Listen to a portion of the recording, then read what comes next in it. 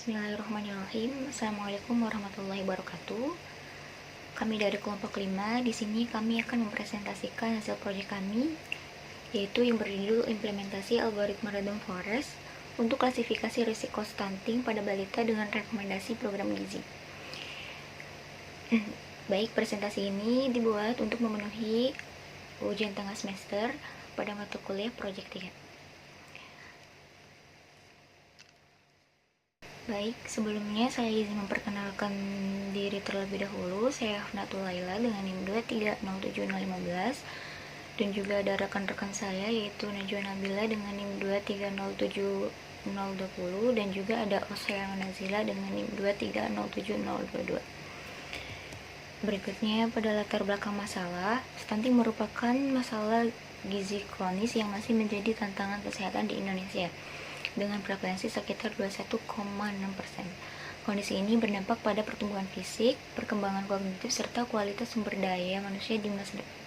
Puskesmas memiliki peran penting dalam memantau tumbuh kembang balita, namun proses identifikasi risiko stunting masih banyak dilakukan secara manual, sehingga proses pengolahan data menjadi kurang optimal dan berpotensi menyebabkan keterlambatan pangan.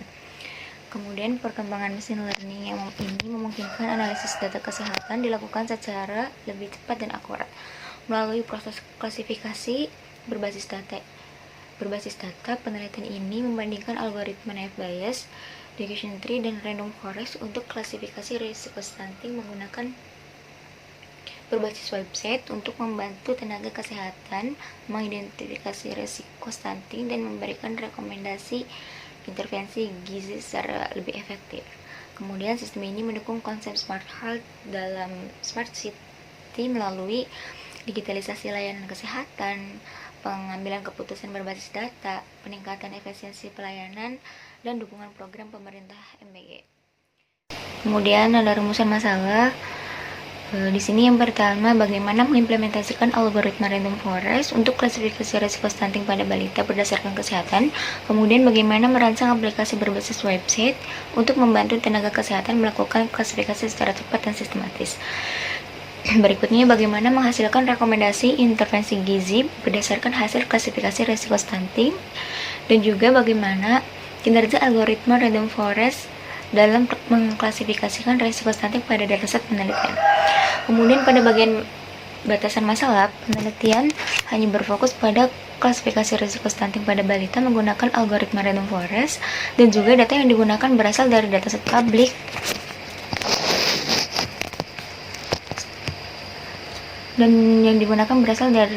publik terkait kesehatan atau status gizi balita tanpa identitas pribadi. Kemudian, sistem yang dikembangkan berupa aplikasi website untuk melakukan klasifikasi risiko stunting. Kemudian, sistem hanya memberikan hasil klasifikasi atau rekomendasi intervensi gizi, bukan sebagai alat diagnosis medis. Kemudian, sistem ini digunakan sebagai alat bantu tenaga kesehatan di puskesmas dalam analisis data balita dalam penentuan prioritas intervensi. Kemudian ada tujuan. Tujuannya ini untuk mengimplementasikan algoritma random forest untuk klasifikasi risiko stunting pada balita. Kemudian, mengembangkan aplikasi berbasis website untuk membantu tenaga kesehatan melakukan identifikasi risiko stunting secara dapat cepat dan sistematis. Menghasilkan rekomendasi intervensi gizi berdasarkan tingkat risiko stunting, dan yang terakhir, menganalisis kinerja algoritma random forest data pada penelitian ini. Untuk manfaatnya sendiri, yaitu membantu tenaga kesehatan mengidentifikasi risiko stunting secara lebih cepat dan efisien, kemudian mempermudah analisis data kesehatan balita melalui sistem berbasis website, dan juga mendukung penentuan prioritas intervensi gizi secara objektif. Kemudian, mendukung program pemerintah penanganan stunting untuk MBG, dan juga meningkatkan pemanfaatan teknologi informasi dalam pengambilan keputusan kesehatan berbasis data. Kemudian, untuk alur kerja atau proses bisnis akan dilanjutkan oleh rekan saya, yaitu Najwa Nabila. Oke, sebelumnya perkenalkan, saya Najwa Nabila dengan NIM 2307020. Saya akan melanjutkan penjelasan dari Mbak Nabila. Di sini ada alur kerja atau proses bisnis pada sistem yang kami rancang. Yang pertama, Pertama, tenaga kesehatan membuka aplikasi web melalui browser.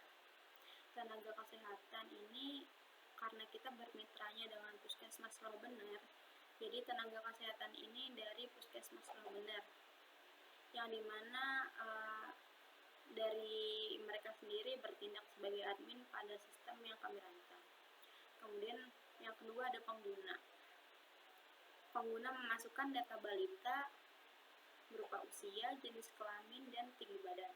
Pengguna ini bisa dibilang masyarakat ataupun pasien yang membutuhkan konsultasi terkait dengan resiko stunting pada balita.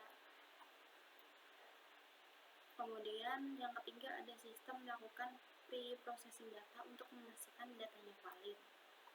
Di sini jika datanya valid, maka sistem akan melanjutkan ke proses selanjutnya. Jika datanya tidak valid, maka sistem akan kembali ke tahap sebelumnya, yaitu diminta untuk memasukkan datanya kembali. Kemudian selanjutnya, jika datanya valid, maka sistem akan menjalankan algoritma random forest untuk proses klasifikasi. Kemudian sistem menentukan tingkat resiko stunting. Di sini tingkatannya ada dua, yaitu ada beresiko dan tidak beresiko, yang dimana masing-masing hasilnya itu akan ditampilkan pada aplikasi website hasil klasifikasi dari data pada balita tersebut. Jika tidak beresiko, itu akan menampilkan penjelasan terkait dengan perlu dipertahankan ataupun mendapatkan pemeliharaan lebih lanjut agar tidak terjadinya resiko stunting kembali. Dan jika beresiko, maka ini akan sistem memberikan rekomendasi, contohnya pada rekomendasi makanan dan pemeliharaan pada kesehatan balita. Selanjutnya, tenaga kesehatan menggunakan hasil sebagai ajuan penanganan. Jadi, sistem yang kami rancang ini tidak menggantikan posisi sebagai dokter atau tim medis pada puskesmas. Ini sebagai acuan penanganannya aja, dan jikalau itu perlu dikonsultasikan, itu akan diminta untuk konsultasi lebih lanjut dan langsung pada pihak puskesmas. Jadi di sini sistemnya itu hanya melakukan klasifikasi apakah balita ini beresiko untuk stunting atau enggak. Dan jikalau beresiko itu kan ada rekomendasinya. Jadi bisa jadi acuan untuk penanganan. Kemudian slide berikutnya ada flowchart atau perencanaan sistem. Pada gambar 1 ini ada flowchart proses training model algoritma random forest. Jadi sebelum sistemnya itu jadi itu melalui proses training terlebih dahulu. Di sini pertama ada mulai, kemudian mengumpulkan dataset balita. Saya menggunakan dataset balita ini terkait dengan resiko stunting. Terus dataset makanan pada rekomendasi gizi, kemudian ada dataset penanganan atau riwayat pada penyakit balita. Kemudian ada selanjutnya pre-processing data. Setelah datanya dikumpulkan, itu akan melalui tahap pre-processing data. Kemudian di sini ada split data training dan testing. Di sini akan dibagi menjadi dua, yaitu ada data training dan data testing, yang dimana biasanya itu data training lebih besar dari data testing. Selanjutnya ada membangun beberapa model decision tree. Di sini saya menggunakan algoritma pembanding, yaitu ada naive Bayes, terus ada random forest, dan yang selanjutnya ada logistic regression. Kemudian selanjutnya ada hasilkan model random forest. Nah, jadi setelah melalui tahap proses permodelan, di sini ternyata model terbaiknya yaitu ada pada model random forest.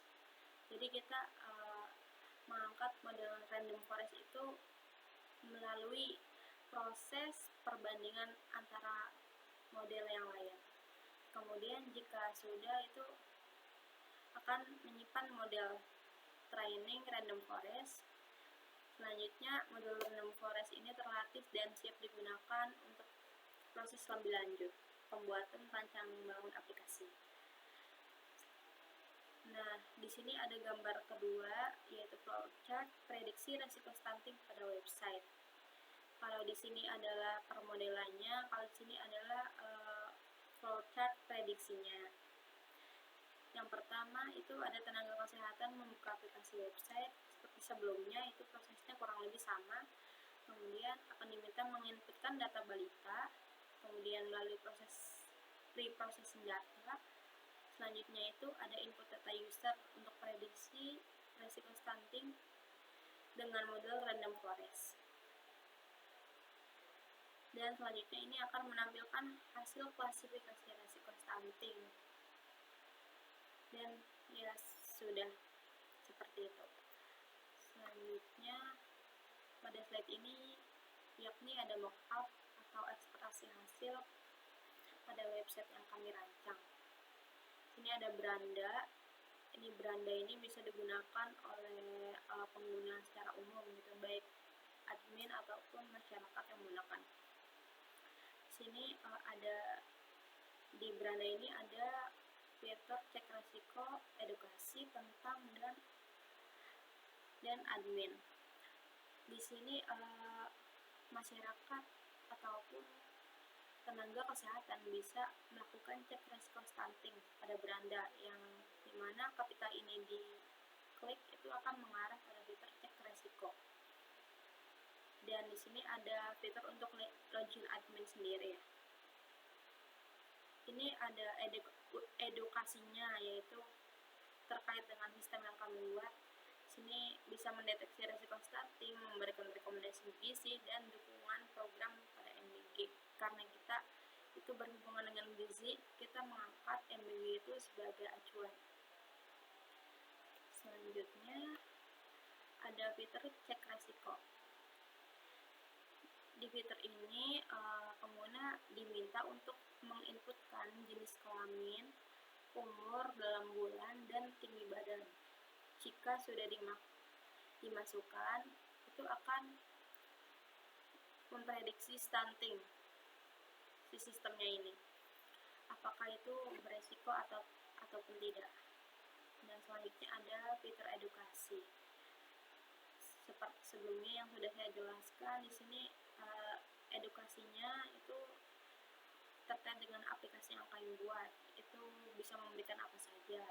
Contohnya di sini ada deteksi resiko stunting, memberikan rekomendasi gizi, dan dukungan program bergizi.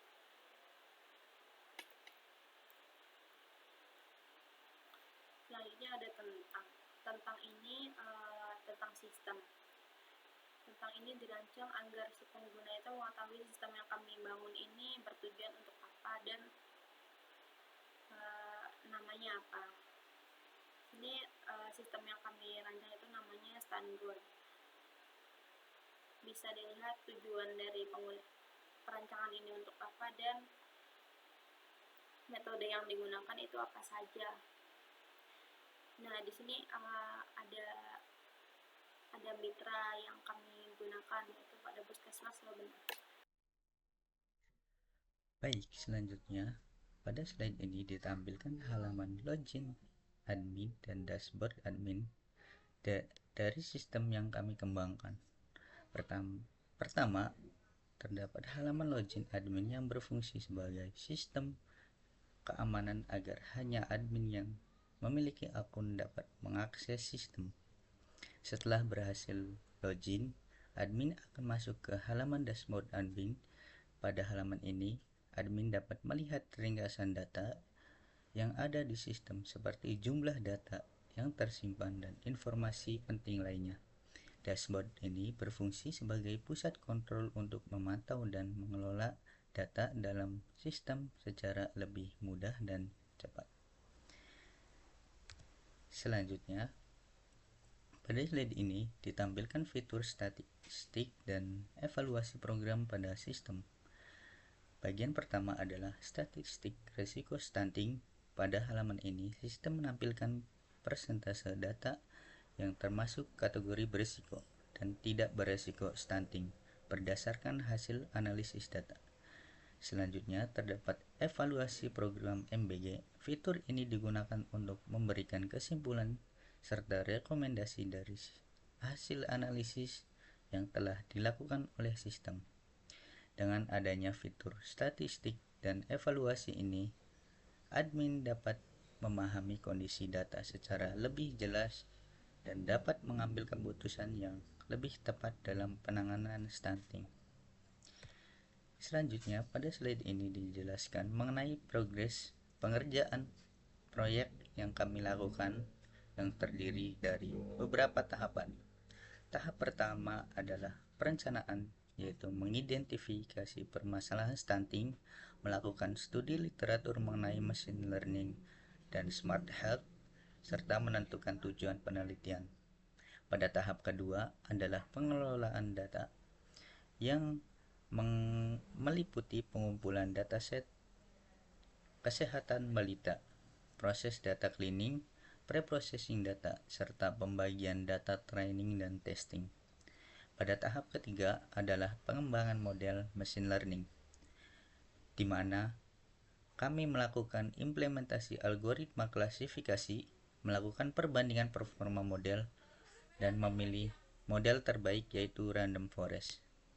Tahap terakhir adalah pengembangan sistem, yaitu merancang arsitektur sistem, membuat database, mengembangkan aplikasi berbasis web, serta mengintegrasikan model machine learning ke dalam sistem. Selanjutnya, yaitu penutup. Demikian presentasi yang kami sampaikan mengenai sistem yang kami kembangkan pada proyek ini. Kami berharap sistem ini dapat membantu dalam melakukan analisis dan pemantauan risiko stunting sehingga dapat mendukung pengambilan keputusan yang lebih efektif. Terima kasih atas perhatiannya. Saya ucapkan wabillahi taufiq wal hidayah. Wassalamualaikum warahmatullahi wabarakatuh.